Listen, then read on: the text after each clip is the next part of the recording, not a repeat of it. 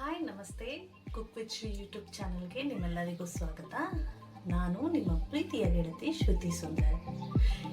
ಬೇಕರಿಯಲ್ಲಿ ಸಿಗುವಂತಹ costliest sweet ಬಾಸುಂದಿಯನ್ನು ಮಾಡ್ತಾ ಇದ್ದೀನಿ.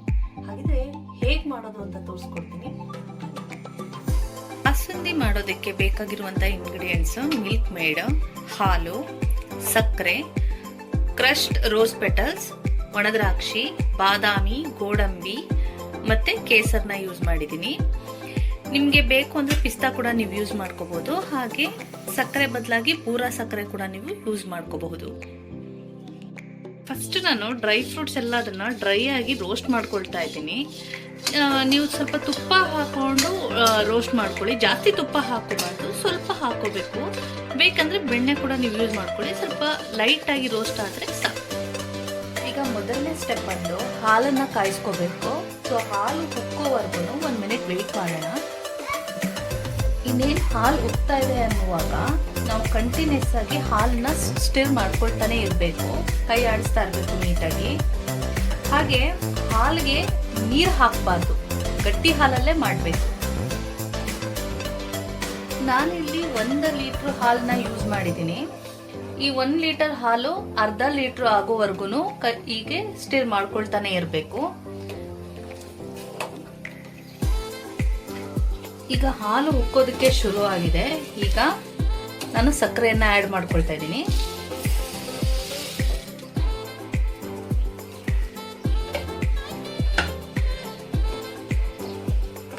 ಒಂದು 2 ಮಿನಿಟ್ಸ್ ಹೀಗೆ ಸಕ್ಕರೆ ಡಿಸಾಲ್ವ್ ಆಗೋ ತನಕ ಒಂದು 2 ಮಿನಿಟ್ಸ್ ಹೀಗೆ ಕೈ ಆಡಿಸ್ತಾ ಇರೋಣ.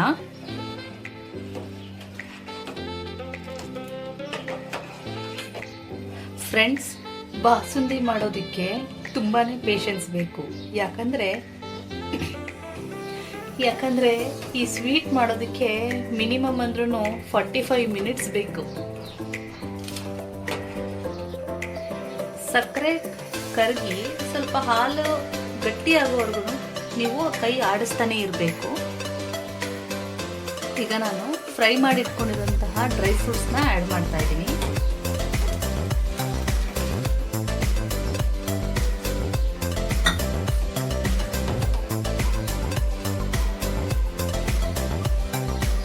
ಈಗ ಸ್ವಲ್ಪ ರೋಸ್ ಪೆಟಲ್ಸ್ನ ಆ್ಯಡ್ ಮಾಡ್ಕೊಳ್ತಾ ಇದ್ದೀನಿ. ರೋಸ್ ಪೆಟಲ್ಸ್ ಹಾಕಿದ್ರೆ ಫ್ಲೇವರ್ ಜೊತೆಗೆ ಟೇಸ್ಟ್ ಕೂಡ ಸೂಪರ್ ಆಗಿರುತ್ತೆ. ಈಗ ಹಾಲಿನ ಕನ್ಸಿಸ್ಟೆನ್ಸಿ ಸ್ವಲ್ಪ ತಿಕ್ಕಾಗಿದೆ. ಈಗ ಇದಕ್ಕೆ ಮಿಲ್ಕ್ ಮೇಡ್ನ ಆ್ಯಡ್ ಮಾಡ್ಕೊಳ್ತಾ ಇದ್ದೀನಿ.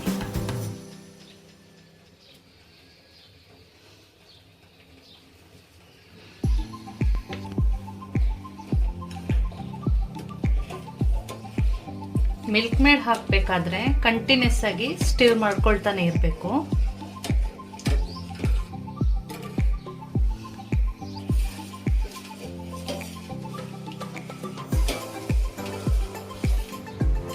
ಈಗ ಮಿಲ್ಕ್ ಮೇಡ್ ರೆಡಿ ಆಗಿದೆ. ಅದಕ್ಕೆ ಗಾರ್ನಿಷ್ ಮಾಡಲಿಕ್ಕೆ ನಾನು ಡ್ರೈ ಫ್ರೂಟ್ಸ್ ಆ್ಯಡ್ ಮಾಡ್ತಾ ಇದ್ದೀನಿ. ಈಗ ನೆಕ್ಸ್ಟ್ ರೋಸ್ ಪೆಟಲ್ಸ್, ಹಾಗೆ ಕೇಸರಿಯನ್ನ ಯೂಸ್ ಮಾಡ್ತಾ ಇದ್ದೀನಿ.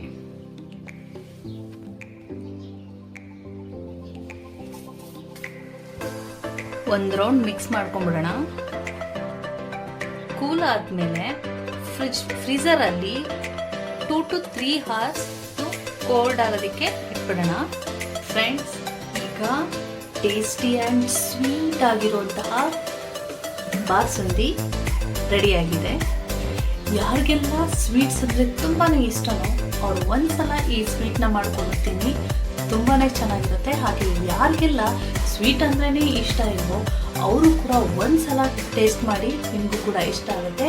ಹಾಗೆ ಯಾರಿಗೆಲ್ಲ ಈ ರೆಸಿಪಿ ಇಷ್ಟ ಆಗಿದೆಯೋ ಅವರೆಲ್ಲ ಪ್ಲೀಸ್ ನನಗೆ ಒಂದು ಲೈಕ್ ಆ್ಯಂಡ್ ಸಬ್ಸ್ಕ್ರೈಬ್ ಮಾಡೋದನ್ನು ಮರಿಬೇಡಿ. ಹಾಗೆ ನಿಮ್ಮ ಅನಿಸಿಕೆನ ನನಗೆ ಕಮೆಂಟ್ ಮುಖಾಂತರ ತಿಳಿಸ್ಕೊಡಿ.